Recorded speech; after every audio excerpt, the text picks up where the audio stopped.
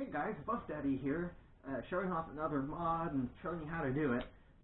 Today we'll be playing with a Leonard Sonic Bazooka.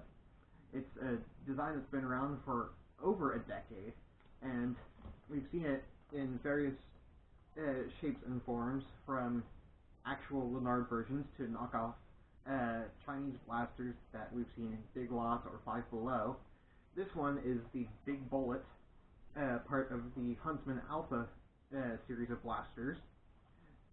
Claims on the box to fire up to 50 feet and uses these sonic missiles that whistle when you fire them.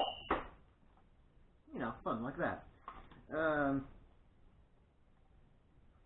It's a robust design, but it has several issues. Let's grab parts from one that I have dismantled.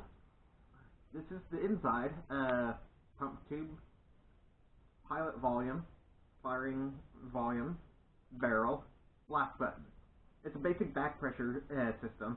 I'll have a link in the description to a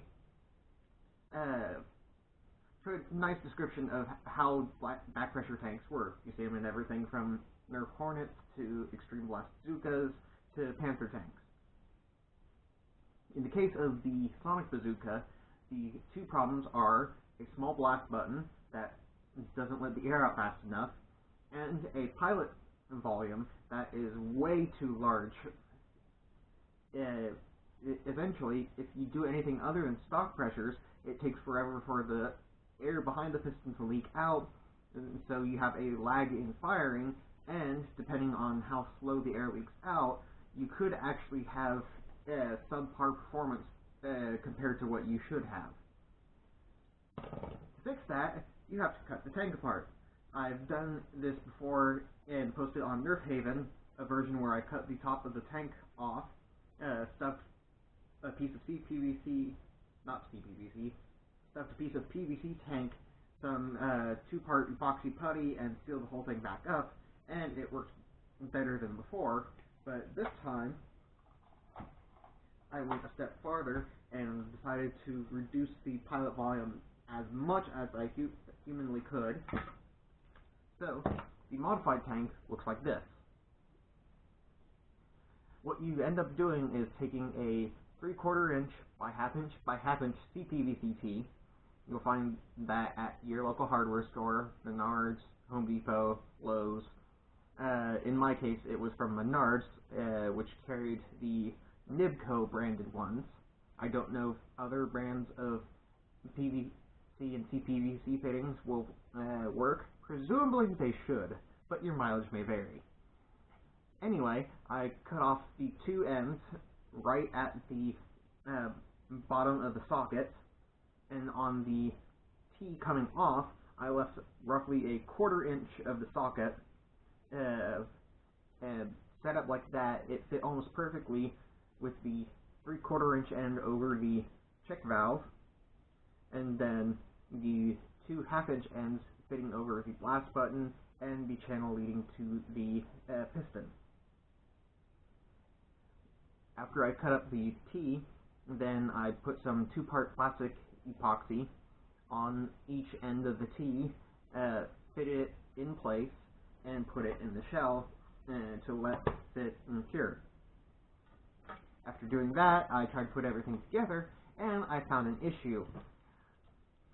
This part on the pump fits over this and holds everything in the shell. With the CPVC tee in place, the whole thing was actually a little bit too long, so I had to take off a 1/16 of an inch off the pump tube. Not that big difference in the grand scheme of things, but it helps to fit everything in so that you don't have a tank trying to expand and blow apart or do anything funky like that. So, in the end, it will take a lot more pumps. If you're using a stock if you're using a stock pump, I should say, you only need 3 pumps before the overpressure valve goes off. Normally it's 4 or 5. And the end result is you can get darts going a lot faster with fewer pumps. And if we can break to the tiny little graph, and there we are. Okay, if we go off of this and look at all of my feet per second readings, where did that piece of paper go with my calculations? There it is. If we look at the readings for everything, let's go over blaster with a stock tank first. Stock tank and stock pump, you maxed out at 137 FPS.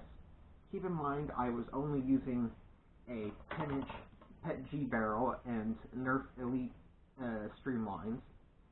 Presumably, with higher pressures, you need a longer barrel, but, you know, it's reduced the number of variables we're testing for now. Stock tank with a plug pump, pumping up 5 tons, hit 157 feet per second, and with 7 pumps, I was hitting 178 feet per second, which is a nice velocity, but it also gets into the issue that I mentioned at the beginning of this video, where the air leaks out really slowly, and there is a quarter of a second to half a second lag between pressing the trigger and actually firing a dart.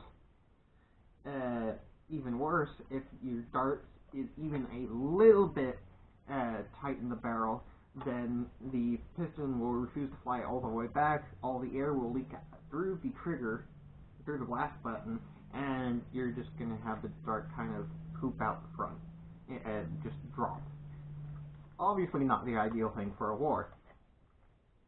If we go with my new modified tank, using the stock pump, which now goes off after 3 pumps, we were getting 166 feet per second, so that's already faster than a plug pump on a stock tank. More importantly, the reaction on the piston valve is near instantaneous. With a plug pump and 5 pumps, we're hitting 183 feet per second, and quite impressively, a plug pump with 7 pumps, I was hitting 233 feet per second with only a 10-inch barrel. If I use a longer one, presumably I could get a lot more speed out of the darts.